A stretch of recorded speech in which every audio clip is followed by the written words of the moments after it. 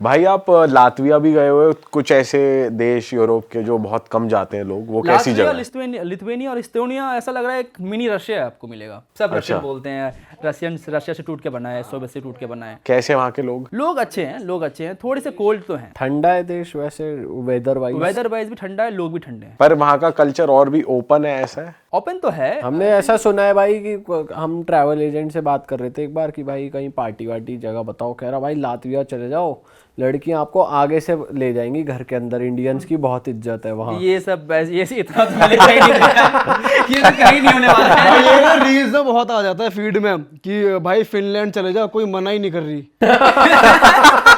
ऐसा होता है क्या? ये सब इंडियंस के लिए ऐसे होता है। कहने की बात है, आपको ट्रैवल एजेंट आपसे पैसा बनाना चाह रहा होगा, उससे बोला जाने। भाई हमारे ना इंस्टाग्राम पे लॉन्डे के ग्रुप में ऐसी रिल भेजते हैं हमारे लॉन्डे कि भाई ये देखो कुछ भी हो जाए, लड़की आपको कैसे उठा के चली जाएगी, बहुत रेयर होता है। ऐसा नहीं होता इन दोस्तों। उठा के चली जाइए तो कुछ ज्यादा हो गया। पर बात करने आगे से आ जाते हैं। अप्रोच करने आए तो वो तो चलो ठीक है, मान भी सकता हूँ मैं कि आ जाओ अप्रोच करने के लिए, उठा के चले जाए। जल्दी चलो मेरे घर के अंदर। घर के अंदर चलो। अच्छा भाई, एक बहुत पॉपुलर कंट्री है हमारे, मतलब जहाँ हमारे लोग बहुत जाते हैं, स्विट्जरलैंड। हाँ। ब्यूटी के लिए कपल्स बहुत जाते हैं।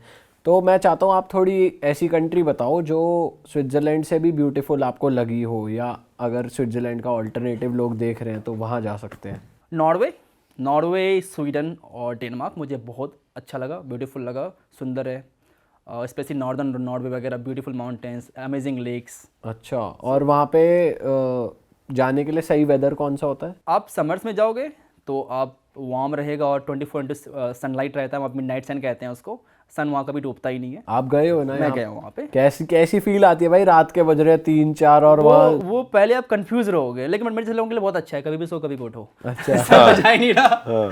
लेकिन आप शुरू में जाओगे तो आपका ब्रेन कंफ्यूज है कि सोना कब है, उठना कब है, ऐसा लगेगा कि आपको जेट लैग हो गया है। आपको ऐसा फील क्योंकि भाई वहाँ रेस्टोरेंट्स भी तो टाइम से बंद हो जाते हैं, 12 बजे बंद हो जाते हैं। हाँ, और आपको लग रहा है कि भाई अभी तो दिन ही हो रहा है, मेरे को तो नाश्ता करना है। हाँ, तो ये आपको फील होगा। बट वो सर्दियों में फिर होता है वो पोलर नाइट्स, जहाँ पे फिर आपको नॉर्दर्न लाइट्स दिखती है। पर जब आपकी वहाँ के लोगों से बात हुई और कुछ इंटरेक्शन होती है, आपने बताया मतलब इंडिया के बारे में ऐसा लोग कुछ? पता नहीं कुछ ज्यादा ही कोल्ड है, उतना इंटरेस्टेड ही नहीं रहते उतना ज्यादा बात करने के लिए, जो कि रशियन वगैरह रहते हैं ना कि चलो क्या है नहीं, या बात करते हैं आपसे, नहीं बात करते हैं। वहाँ के लोग इतने इंटरेक्ट नहीं करते, लाइक ठीक है, हाँ ठीक है, तुम टूरिस्ट हो। इतने यूज्ड टू लोग यूरोप में टूरिस्ट देखने का ना कि उनको फर्क ही नहीं पड़ता यार। तो भाई ये नॉर्दर्न लाइट्स का एक्सपीरियंस कैसा था आपका? कि जो हमने वीडियोस में देखा सुंदर लगता है, रियल में सुंदर कैसा लगता है, वो सुंदर लगता है, बट वो ठंडी रहती है, क्योंकि आप ठंडी में दिखता है वो। तो बोले ठीक है, जल्दी से दिख जा जो दिखना है।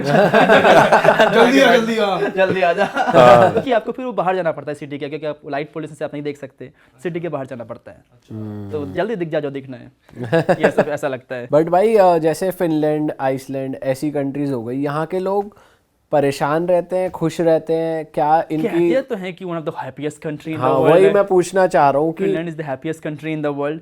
Happiest in the sense of कि उनकी लाइफ की प्रॉब्लम्स नहीं है। सपोज इंडिया में कोई अनएम्प्लॉय हो जाए तो कि पैसे कहाँ से आएंगे, अब कौन देगा पैसे? एटलीस्ट वहाँ गवर्नमेंट तो देती है आपको कि चलो ठीक है, $2,000 पर महीने ले लो, 2 लाख रुपये पर महीने तुम ले लो अगर तुम्हें अनएम्प्लॉय भी हो तो।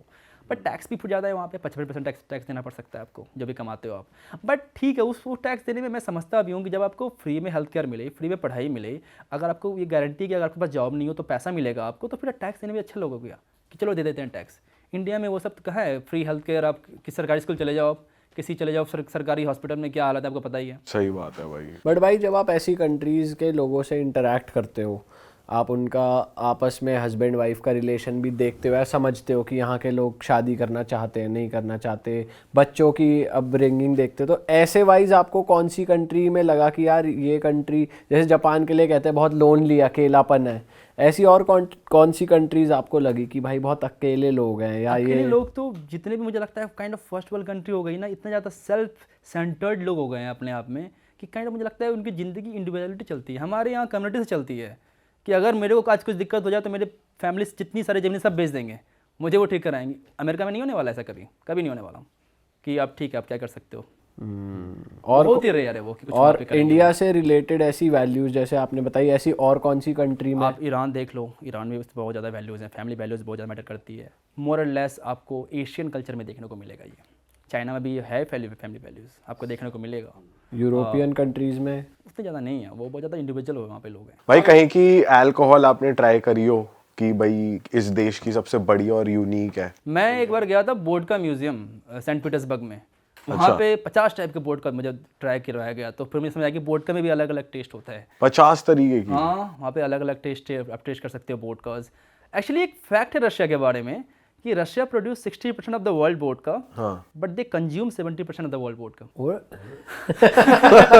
10% उसको मंगवाना ही पड़ जाता है कि इतने वोडका कम पड़ रही है। कम पड़ रही है भाई ठंड भी तो ज्यादा है ना वहाँ पे। एक्चुअली मेरा पहला ड्रिंकिंग एक्सपीरियंस वोडका ही रहा था। मैं रशियन ट्रेन में था और एक दादी आई, बोलती उठो उठो उठो उठो, चाय पिएगा, रशियन चाय। मैंने कहा दो। वो वोडका दी थी मुझे उन्होंने। अब मैंने कहा मार ले एक बार में। मैं मारा एक बार में, पूरा एकदम पता नहीं जलने लग गया मुझे, और फिर एक में ही मुझे वो चक्कर वगैरह आने लग गया, मैं एक में ही सो गया। तो अच्छी बात, एक तो अच्छी बात थी कि 7 दिन की ट्रेन जर्नी थी मेरी, तो मैं आराम से सोया रहा 1 दिन तक। अच्छा, अरे 1 दिन तक। और मैक्सिकन टकीला ट्राई करी आपने? हाँ, टकीला ट्राई किया। मैं टकीला सिटी भी गया हूँ। टकीला सिटी भी है? हाँ, टकीला एक्चुअली टकीला सिटी से प्रोड्यूस हुआ है। अच्छा। एक सिटी एक वहाँ पे कहते हैं टकीला, तो वहाँ से टकीला निकला है। मैक्सिको में ही है मैक्सिको वो? में है भाई मैक्सिकन कल्चर और इंडियन कल्चर कहते हैं काफी सिमिलर है, क्योंकि स्पाइसी फूड वो भी खाते हैं, हम भी खाते हैं स्पाइसी फूड। राजमा खाते हैं? राजमा बहुत ज्यादा खाते हैं वहाँ पे।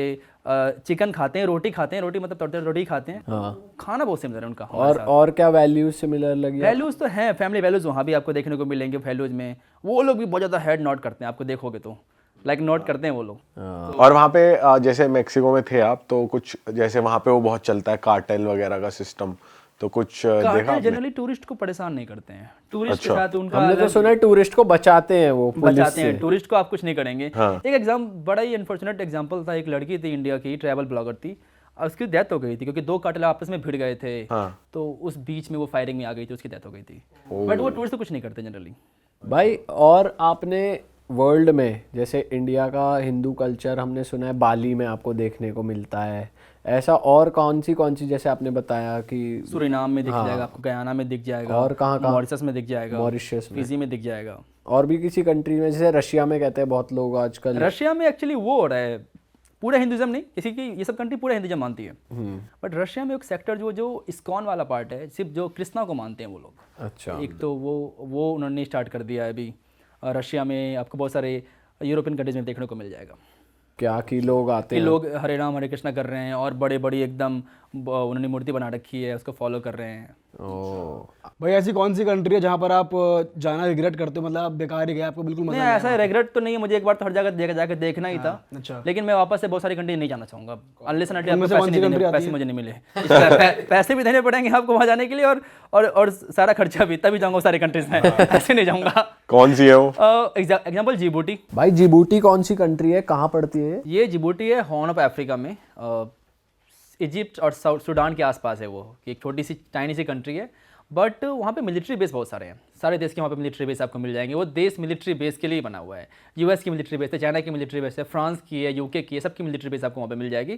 तो उसकी वजह से लोग वहाँ पे थोड़े हॉस्टाइल हो रखे हैं, बिल्कुल भी पसंद नहीं करते टूरिस्ट को। आप जाओगे रोड पर लेके चिल्लाएंगे, हे जाओ यहाँ से, जाओ यहाँ से, ऐसे कुछ बोलने लग जाएंगे। इतना मेरा बुरा एक्सपीरियंस रहा उस देश के अंदर। मैं गया था, रहूँगा 1 हफ्ते। मैं सुबह पहुँचा हूँ, शाम को बोले चलो छोड़ो इस देश को, मैं निकल रहा हूँ इस देश से। अच्छा। मैं कहा जाता हूँ इस देश से, हो गया मेरा। इतने बुरे लोग मिले वहाँ पे, फिर मैंने कहा चलो ठीक है, मुझे इस देश में रहना ही नहीं है। भाई जैसे आपने एक वो सिटी बताई थी जहाँ सब कुछ वाइट है, हाँ। ऐसी और कौन सी कंट्रीज या सिटीज है जिनके अलग ही रूल्स हैं या अलग ही माहौल है? एक कंट्री है एरित्रिया है, वो भी जस्ट जिबूटी के नॉर्थ में है। वो कंट्री 90s 50s 60s में जी रही है। उस देश में आई थिंक दुनिया की इकलौती ऐसी कंट्री है जहाँ पर इंटरनेट नहीं है। अच्छा। आज के ज़माने में इंटरनेट नहीं है। दुनिया में इकलौती ऐसी कंट्री है जहाँ पर मोबाइल डाटा नाम की कोई चीज़ होती ही नहीं है। फ़ोन डाटा होता ही नहीं है। सिम कार्ड में फ़ोन डाटा नेटवर्क मिलता ही नहीं है। ऐसा क्यों है भाई उस देश क्योंकि में? वो एकदम अलग ही रह रहे हैं, 50-60 साल पीछे रह रहे हैं। बट वो अवेयर है कि ये चीजें एग्जिस्ट करती हाँ, हैं? उनको पता है, अवेयर एग्जिस्ट करती है।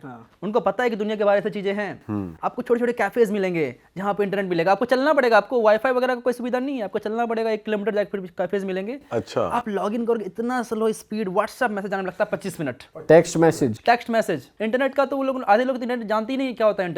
तो वो इस तरीके से क्यों जीना चाहते हैं, उनको उसमें मजा आ रहा है? वहाँ पे डिक्टेटरशिप है, वहाँ पे तानाशाही है, और तानाशाह चाहता है कि ऐसे लोग जिए। और जैसे टूरिस्ट जाते हैं तो उन्हें डर नहीं है कि टूरिस्ट आके बताएंगे तो लोग प्रोटेस्ट इसलिए तो करेंगे? बहुत डिफिकल्ट वीज़ाज हैं इन सब कंट्रीज़ का, आपको बड़े मुश्किल से मिलता है, कभी कभी बिना मतलब का रिजेक्ट कर देंगे, बिना पूछे सोचे समझे।